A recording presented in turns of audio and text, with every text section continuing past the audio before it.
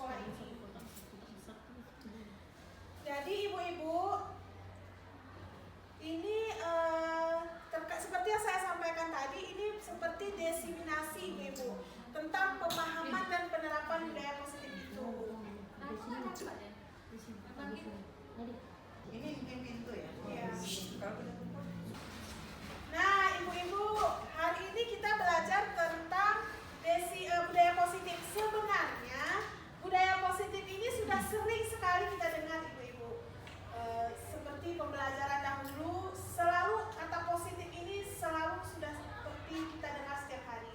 Namun dalam pembelajaran pada kali ini, ternyata dalam konsep budaya positif ini ada terbagi dari beberapa materi. Yang pertama, perubahan paradigma belajar. Yang kedua, disiplin positif. Yang ketiga, kebutuhan dasar manusia. Yang keempat, motivasi perilaku manusia. Yang kelima, posisi kontrol restitusi. Dan yang keenam, keyakinan kelas. Jadi ibu-ibu, dari yang beberapa materi ini sudah termasuk ke dalam budaya positif.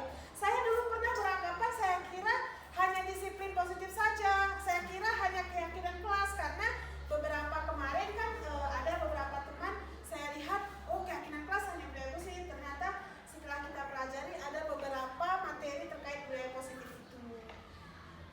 Nah, ini kita langsung ke pertama ya ibu-ibu. Yang pertama yaitu pembelajaran dengan paradigma baru. Seperti yang sudah kita pelajari biasa, bahwa sekarang kan kurikulum kita sudah berubah ya ibu ya, sudah ke kurikulum merdeka. Jadi yang dinamakan paradigma baru itu adanya profil pelajar Pancasilanya, ada nilai-nilai profil pelajar Pancasila itu yang dimaksud dengan mewujudkan pembelajaran dengan paradigma baru. Ada pembelajaran berdiferensiasi, jadi adanya setiap pembelajaran itu sesuai dengan kebutuhan peserta didik, itu adalah bagian dari paradigma baru.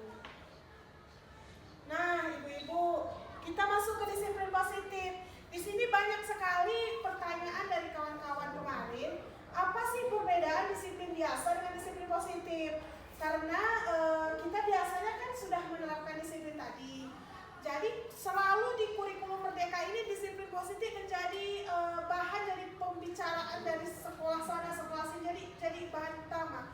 Jadi kita kan bertanya, saya pun pribadi bertanya waktu itu, sebenarnya disiplin positif ini apa? Ini secara teoritisnya Bu Ibu, tapi sebahasa sederhananya yaitu disiplin positif ini lebih kepada setiap perilaku kegiatan kita yang kita lakukan itu berasal dari diri kita.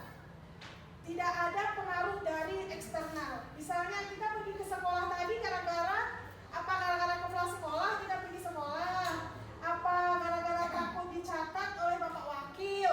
Intinya motivasi kita itu apakah dari luar atau dari dalam. Jadi yang dinamakan disiplin positif adanya rasa tanggung jawab kita sebagai pendidik, itu yang dinamakan disiplin positif ini Bu. Jadi contoh seperti anak-anak lah Bu ya. Misalnya mereka bangun tidur itu tidak harus lagi kita bangunkan sejam Kak.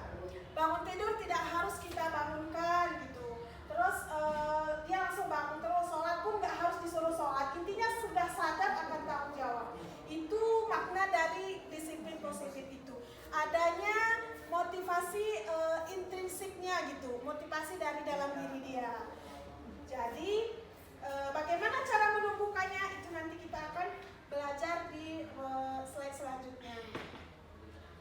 Nah, seperti yang tadi, kebutuhan dasar manusia ini pun rupanya salah satu dari budaya positif. Bahwa sebenarnya kita manusia ini butuh dengan bertahan hidup. Kita manusia ini butuh kasih sayang dan rasa diterima.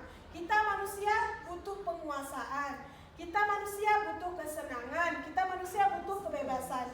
Bagaimana bertahan hidup? Seperti makan dan minum kita Bu ya, sandang pangan. Itu upaya kita menjadi agar kebutuhan kita itu terpenuhi. Bagaimana kasih sayang dan rasa terima? Misalnya antara keluarga Bu ya, anak, suami, istri, dan seluruh yang merasa berpengaruh terhadap kasih sayang. Bagaimana penguasaan? Penguasaan misalnya kita dalam pekerjaan itu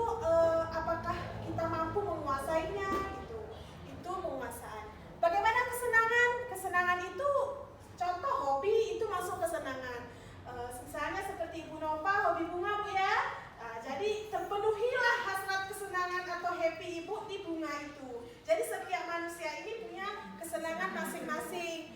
Bagaimana kebebasan? Kebebasan intinya kita itu tidak mau terlalu dikekang oleh apapun, tapi kita berdiri di atas kaki kita sendiri. Itu maksudnya. Selanjutnya, adanya motivasi perilaku manusia. Bagaimana perilaku manusia itu dapat termotivasi? Yang pertama, menghindari ketidaknyamanan, kebutuhan dasar manusia yang tadi, dan menghargai nilai-nilai kebajikan. Jika kita menghargai nilai-nilai kebajikan ini, maka motivasi kita akan lebih meningkat. Nah, ini ada beberapa konsep disiplin identitas gagal. Kenapa dikatakan konsep disiplin identitas gagal? Kita ada dua, Ibu. Misalnya ada hukuman, ada penghargaan. Jika hukuman menyakitkan, hukuman tidak nyaman, murid takut, memaksa, murid menyembunyikan kesalahan, murid menjadi rendah, berarti hukuman ini sudah dikatakan gagal. Namun jika penghargaan dan juga jika penghargaan itu merusak hubungan atau adanya sifat iri, terus mematikan kreativitas, menghukum dengan sistem ranking, merampas hak menghargai dirinya, itu sudah dikatakan yang gagal. Bagaimana kalau dikatakan identitasnya itu sukses? Kalau adanya konsekuensi dan restitusi. Bagaimana konsekuensi? Konsekuensi itu jika anak itu ada melakukan perilaku, maka dia akan ada konsekuensinya. Seperti penguatan jangka pendek, perlunya monitoring berkelanjutan, stimulus respon, murid menghormati peraturan, kehilangan waktu untuk merenungi kesalahan. Yang dikatakan restitusi ini adalah proses penyelesaian suatu masalah. Kalau dalam materinya saya baca ada segitiga restitusi, Bu Apri ya. Nah, dari situ ada langkah-langkah untuk penyelesaian masalah. Dia akan bertujuan murid itu lebih bertanggung jawab untuk berperilaku, fokus pada pemecahan masalah, murid menghormati dirinya dan orang lain, dan juga murid bersemangat untuk memperbaiki kesalahan. Ini adalah beberapa konsep disiplin restitusi, Ibu-ibu. Pendekatan restitusi. Adanya proses menciptakan kondisi bagi murid untuk memperbaiki kesalahan. Intinya seperti ini. Kemarin saya baru saja mewawancarai dua anak kita yang punya masalah, itu Zuhra dengan kelas 8. Anissa. Bukan, Bu, yang laki-laki di dong kemarin. Riyad yang Akisa, bukan? Jadi saya mencoba menerapkan segitiga restitusi itu karena udah baca modulnya sebenarnya kayak mana, coba terapkanlah ke anak-anak. Setelah saya terapkan, ternyata secara teori jangan kita yang memberi solusi, tapi dia. Jadi kita mencoba anak itu berpikir tindakannya itu apakah sudah benar atau tidak. Ternyata saya baca kurikulum Merdeka ini intinya dan disiplin positif ini kita mencoba anak itu lebih menggali kemampuan pemikirannya. Jangan kita yang mengarahkan ke kanan ke kiri, tapi kita lebih kepada menunjukkan ini benar atau salahnya. Seperti itu. Itu yang saya lihat. Jadi waktu pengalaman saya kemarin, waktu sama Zuhra, saya bertanya sama dia, tapi pertanyaan saya untuk menggali pemikirannya apakah perbuatan itu benar atau tidak, apakah dia menyesal atau tidak, apa resikonya, apa konsekuensinya jika dia melakukan perilaku ini, jika ini. Baiklah Ibu-ibu, kita lanjutkan lagi. Ini terkait tentang posisi kontrol. Ini pernah disampaikan oleh Ibu Apri, Ibu Risa, dan Ibu Ayu. 5 posisi kontrol. Kita sebagai guru itu di posisi mana? Dulu waktu Ibu Risa, dia menampilkan video, Bu ya, kasih contoh. Katanya kita lebih baik di posisi manajer. Jadi secara garis besar memang betul, Bu. Karena manajer ini seperti yang saya sampaikan tadi, kita lebih ke membuka pikiran anak tuh. Betul kayak Bu, coba mau pikiriku. Intinya manajer ini lebih ke gimana sih? Berkomunikasi lebih intens lagi sama anak. Kira-kira dia pemikirannya itu lebih terbuka gitu. Itu kalau ke manajer.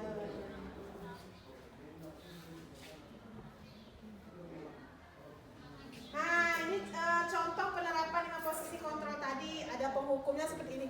Dan seperti kita bahas tadi, kalau manajer ini contoh pertanyaan kita sama anak-anak, apakah kamu tahu kesalahanmu? Kira-kira bagaimana kamu? Ini ada beberapa contoh penerapan 5 posisi kontrol. Yang pertama ada penghukum, pembuat rasa bersalah, teman, pemantau, dan manajer. Penghukum ini seperti ini. Patuhi peraturan sekolah, lalu berdiri di depan barisan. Intinya menghukum lah ya. Keliling lapangan sampai 10 kali ya. Itu penghukum ya. Dan juga kalau berapa kali Bu Guru harus memberitahu kamu ibu kecewa sama kamu. Berarti kecewa sekali Bu sama kamu, udah berapa kali. Jadi anak itu merasa bersalah. Oh iya ya, aku sudah membuat ibu ini kecewa. Itu berarti kata-kata itu nggak bisa kita bilang bukan. Selanjutnya, ayo yang tertib, buat ibu bangga. Kali ini tidak apa-apa salah. Dan ternyata ini juga ada yang lebih baik lagi, yaitu kalau pemantau kamu sudah melanggar apa peraturan dan konsekuensinya. Intinya kita hanya sebagai mantau gitu. Tapi kalau manajer ini, apakah kamu tahu kesalahanmu? Kira-kira bagaimana kamu akan memperbaiki kesalahan ini? Lebih kepada yang saya sampaikan tadi, kita berkomunikasi kita secara terbuka. Jadi anak itu memanfaatkan daya kemampuan berpikir dia, menalar dia, menganalisa dia tentang baik buruk setiap tindakan. Nah ibu-ibu, kita masuk terus ke keyakinan kelas. Keyakinan kelas ini, saya mau tanya, kira-kira ibu-ibu sudah ada yang membuat keyakinan kelas di kelasnya? Sudah Bu. Sudah Bu ya? Sudah Bu. Oh sudah. Coba cerita Bu Ayu, kira-kira seperti apa Ibu menerapkan di kelas Bu Ayu? Ya, saya menerapkan keyakinan kelas. Pertama, saya sebelum memasuki materi pembelajaran, saya mempunyai kesepakatan dengan anak-anak bagaimana keyakinan kelas itu, bagaimana indahnya, kepinginnya anak-anak dalam membuat belajar itu bisa lebih bersemangat Bu Deni. Jadi saya berusaha mendekati anak-anak dan mengetahui apa saja yang mereka inginkan dari pembelajaran saya. Misal Bu Deni, mereka menginginkan, saya beri kertas pasien untuk menulis keinginan kelas yang bagaimana yang mereka inginkan nanti di pembelajaran saya selanjutnya. Jadi mereka ingin seperti kelas bersih yang sudah saya dapati, kemudian anak-anak tidak ribut, fokus sama ibu gitu, tidak ribut. Kemudian kalau minta izin harus minta permisi. Kemudian kalau mau bertanya harus minta izin keluar harus raisen. Itu salah satunya keyakinan kelas yang sudah kami buat. Kemudian ada beberapa lagi seperti tata tertib, tidak ribut. Kemudian tata tertib di kelas harus dijalankan, banyak Bu Den kemarin.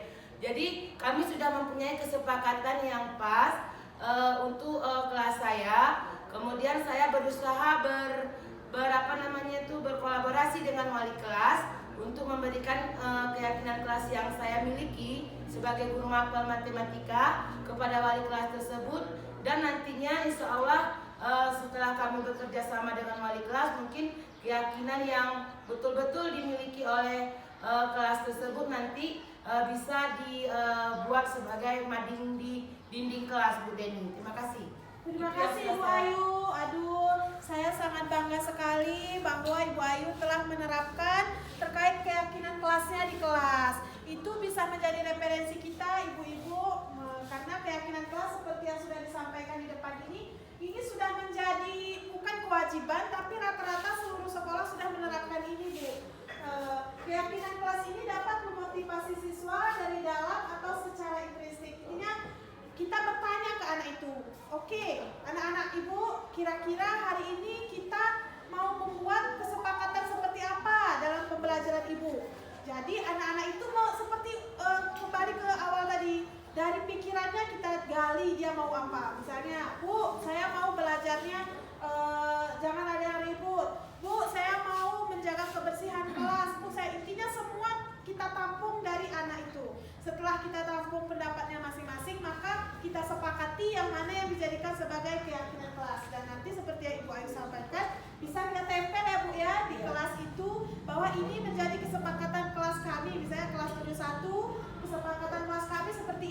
Jadi siapa yang melanggar ini maka kita sepakati lagi apa konsekuensinya. Jadi semuanya intinya ada sistem musyawarah di situ. Tidak ada kita yang menentukan ya Bu Ayu ya. Ya, nanti saya akan kasih contoh. Menghakimi sendiri. Betul, betul Bu. Sistem demokrasi ya Bu ya. Ya. Sistem demokrasi, jadi kita melibatkan anak dalam setiap segala keputusan. Dan ini bagaimana pembentukan rapimnas seperti tadi lebih kepada abstrak. Intinya bahasanya itu mari teman-teman kita buang sampah kepada tempatnya. Intinya lebih bahasanya lebih kepada bahasa anak-anak yang lebih cepat dipahami. Terus dibuat dalam bentuk positif sesuai dengan kondisi kelas. Semua warga sekolah dilibatkan dalam membuat ini seperti yang saya sampaikan tadi. Setiap warga sekolah, mau itu anak-anak seluruhnya dan wali kelasnya. Nah, ini adalah contoh kesepakatan kelas yang saya lihat seperti yang sampaikan tadi. Adanya menghormati guru bersama, menjaga kebersihan, dan jika ada ini ada notenya di bawah Bu. Nanti misalnya Ibu mau membuat kesepakatan kelas, mau ditempel gitu, buat tempel notnya. Jika ada yang melanggar kesepakatan, maka harus menerima konsekuensi sesuai dengan kesepakatan yang dilanggar. Berarti kita harus, kalau melanggar ini kita harus apa ya? Intinya ada konsekuensi setelah kita melakukan kesepakatan. Jadi tujuan membuat kesepakatan kelas ini agar anak itu lebih bertanggung jawab karena keputusannya itu ada dari diri dia sendiri. Ini sudah segitiga restitusi tadi. Ini saya lakukan yang kemarin Ibu. Berarti Bu Deni kalau dulu kan kita sanksi, jadi kata-kata sanksi itu nggak boleh. Sudah nggak karena bisa. sanksi itu hukuman. Iya benar Bu. Ternyata kita Konsekuensi. harus bisa membedakan hukuman dengan konsekuensi itu. Contohnya seperti inilah Bu. Kita kalau pergi itu ke pasar itu misalnya bawa Honda, terus pakai helm. Helm itu kita buat apa takut kepala kita pecah, apa takut sama polisi? Sebagian takut sama polisi, intinya kita harus sadar bahwa itu memang untuk diri kita sendiri gitu. Kesadaran itulah yang sekarang sedang kita upayakan di anak-anak kita.